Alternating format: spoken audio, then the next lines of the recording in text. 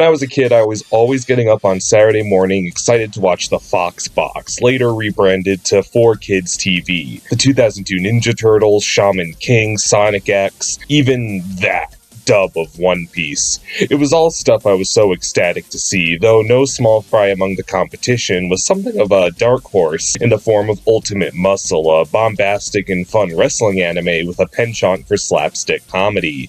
I only learned years later that this wasn't the first instance of these characters in the West. A line of small figures called Muscle was among the toy boom of the 80s. I only learned years later after that these toys started in Japan based on the anime Kinnikuman, which was strangely never brought to the West as its toys were, and it was this anime Ultimate Muscle is in fact a sequel to. Feel a slight headache coming on from all that? Well, strap in, because that's maybe the least bananas thing about Kinnikuman, the craziest shonen you don't know about. Kinnikuman started in 1979, a manga created by Yoshinori Nakai and Takashi Shimada, who branded their creative unity Yuta Tamago.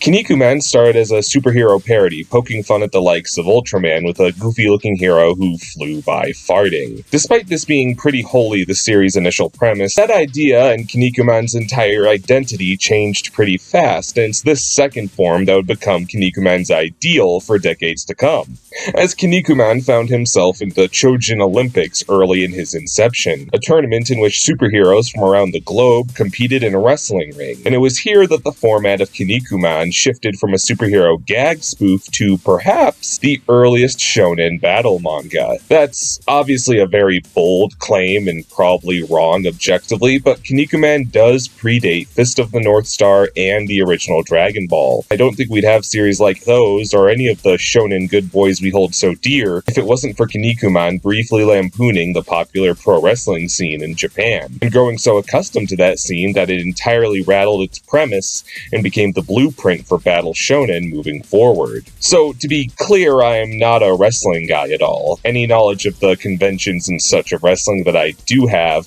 are thanks to general synthesis via various characters who take after the culture, as well as impassioned fans who have taken me to their world, which is why I can't recommend Super Eyepatch Wolf's videos on pro wrestling enough if you want a more thorough understanding of that phenomenon. I can tell you that wrestling is just as popular, if not more so, in Japan than in the US, making it reasonable that a series intended for young boys like Kinnikuman would begin to take after its trademarks. Wrestling is a form of storytelling that showcases rivalries and brotherhoods of intense fortitude, just as Kinnikuman does with his animosities turned friendships with Terry Man and Robin Mask. Wrestling is also famous for its villain figures in the form of heels, antagonists who make an art of firing up an audience, and sometimes invest that same audience with a turn to the side of good into a face, which Kinnikuman has in spades throughout characters like Ramen Man and Wars Man. And while this all sounds like the ABCs of shonen manga, they were the basics of wrestling first. By bringing the two together so literally, Yuta Tamago unveiled the skeleton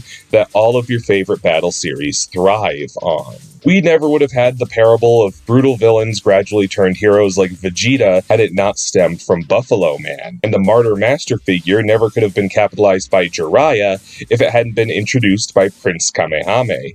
And those instances seen in Kinnikuman never could have happened if it weren't for the pro wrestling traditions that it was borrowing from. What I'm trying to say is that battle manga has been pro wrestling all along, and it may not have ever existed as we know it had Kinnikuman never adapted the sport directly into a fantasy version of itself. Despite Kinnikuman's lighthearted comedy, it could manage to be pretty brutal at times, presenting very genuinely harsh wrestling moves. A lot can be left to the imagination by an energy wave or a ninja move, but less so to a wrestling hold that's intended to break bones. It was seeing the spirit of sportsmanship stay ignited even after how bloody these bouts could get that added a layer of really powerful authenticity to Kinnikuman's characters. If Kinnikuman and Warsman could be friends after a fight as painful as theirs, you're gonna believe it. Kinnikuman was a goofball, but through his determination and sportsmanlike attitude, it's no surprise he turned so many rivals onto his side of good. Kinnikuman also had a very loose revolving door mortality,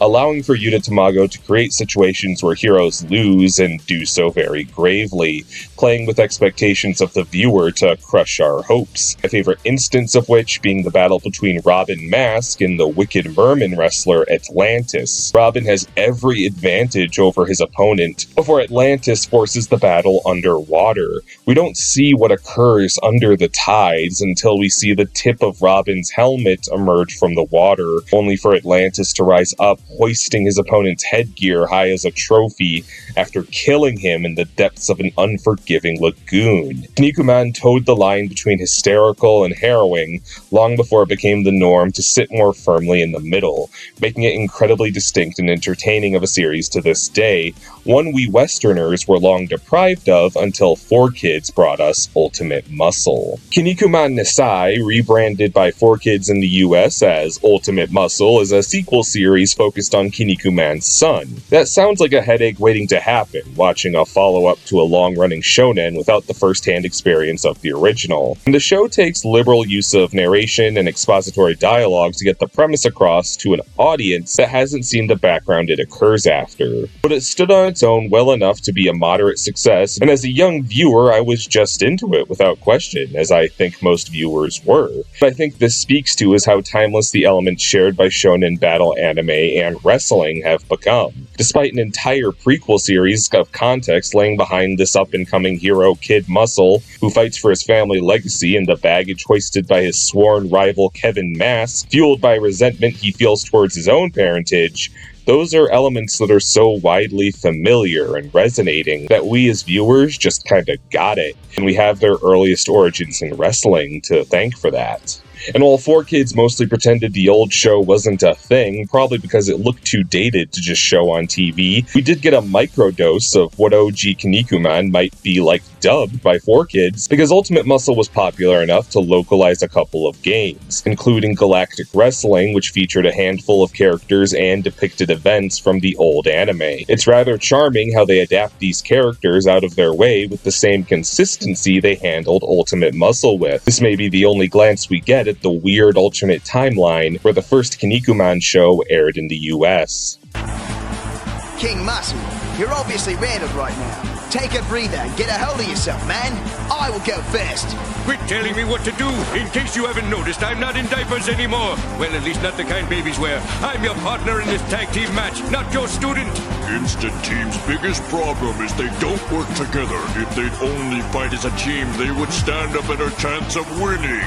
Here's our chance to tear apart the Muscle Brothers. Let's get them. Though the real charm of Ultimate Muscle was that despite how familiar the roles played by these characters were, the characters themselves were anything but. The designs in the Kinnikuman universe are zany, memorable, and sometimes hilarious, blending extremely well with 4Kids' tongue-in-cheek sense of humor. Considering Kinnikuman didn't take itself so seriously all the time in the first place, between wrestling walruses and urinals, 4Kids' tendency to relieve tension with humor, which was often inappropriate in the likes of One Piece, fit right into the zany battles of Ultimate Muscle. I'd be remiss not to mention that 4Kids' infamous censorship tactics weren't unseen here as well, including somewhat bafflingly changing the Native American wrestler Geronimo into a British fighter called Beetle Bomb, and changing the Japanese wrestler simply called the Ninja into an American weeaboo called Ninja Ned. Some of those changes seemed pretty frivolous, but considering certain elements of Kinnikuman prevented the series from being fully localized in the first place, it's hard to criticize too much, bringing us to the elephant in the room,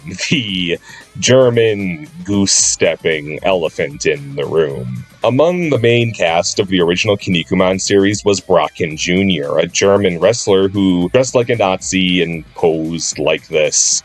Okay, I know this looks bad, so I really can't blame anyone for not wanting to localize a series where a Nazi is just among the good guys, as was the case in many countries and widely accepted to be the case in the US. To be clear, Brocken Jr. himself isn't necessarily a white supremacist.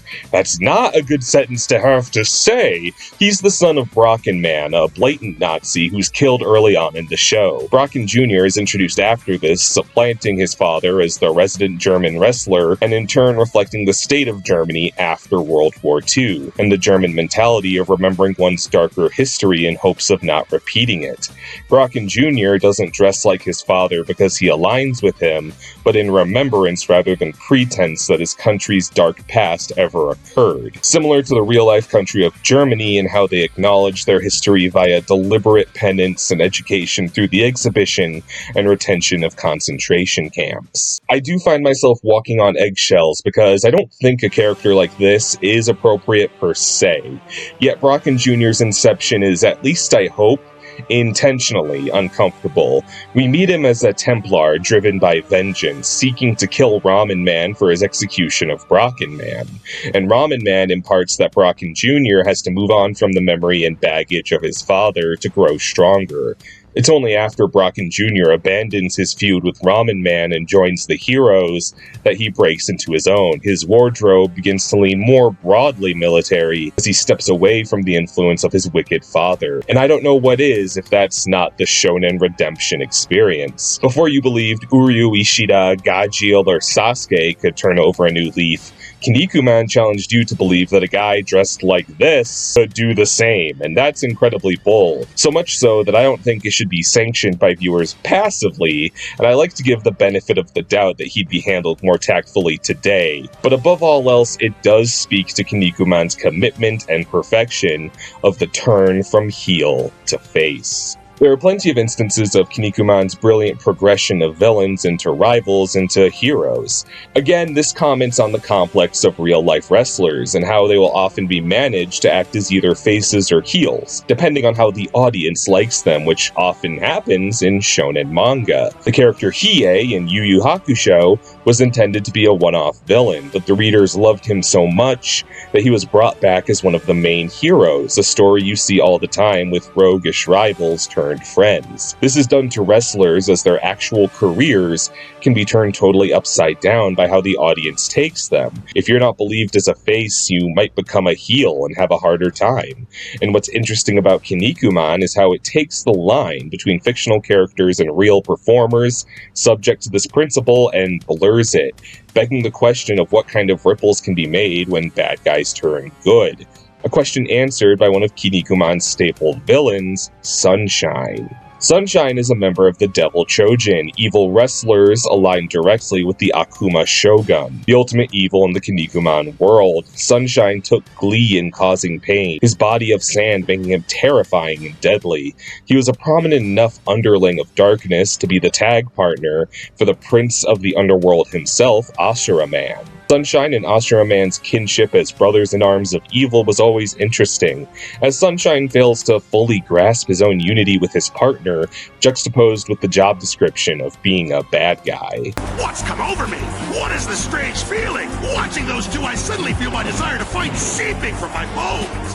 What is this? This slightly tingly, though not unpleasant sensation. Could it be, dare I say it, friendship? Do you understand nothing about the Dark Realm? We live and breathe to compete. Our brothers and our fathers trust no one, especially not each other. Such is the way of life. I pity the fool who lives any other way. Over time, like so many villains who fought Kinnikuman before him, Ashura Man would swap to the side of good, leaving Sunshine all alone. This would beget a resentment within Sunshine that would carry into Kinnikuman Nisai, where it's revealed he started the reborn evil wrestling faction of the DMP in an effort to get back at the Muscle League that took away his friends. Sunshine's deep conflict is so fascinating because it reads as a wrestler stuck as a heel, where all of his peers had the chance to become faces. It's rare for a wrestler to have control over where they end up in this regard, and just like a real-life performer at the mercy of audience reaction and creative consultation, Sunshine practically doesn't have the autonomy to join his friends in the Muscle League because the narrative dictates he stay a villain, and that's rather heartbreaking. As he built the DMP, Sunshine took up a protege in the form of Checkmate, his champion of his new organization, and even he would turn from heel to face. Poor Sunshine just can't score a win, alienated by his own blackened heart. We villains have been at war with the Muscle League for as long as I can remember.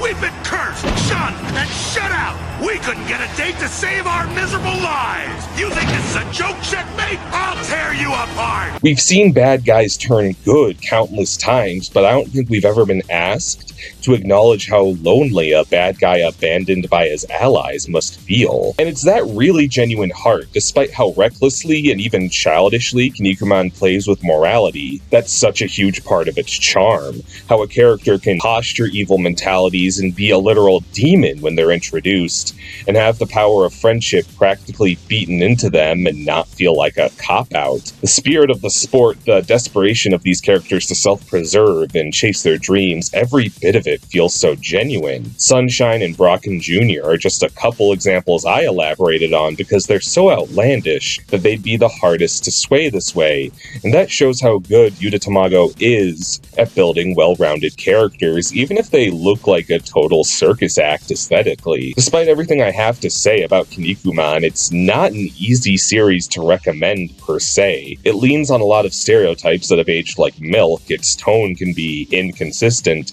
it can sometimes have its head seriously up its own ass regarding lore and continuity, but I find it a peerlessly interesting series, and it's only fitting such an out-there series have a meta-history that's equally so. There's a lot to unpack here, and even if it's bizarre lore, expanded continuations, and outdated characters make it hard to do so, we owe it a lot.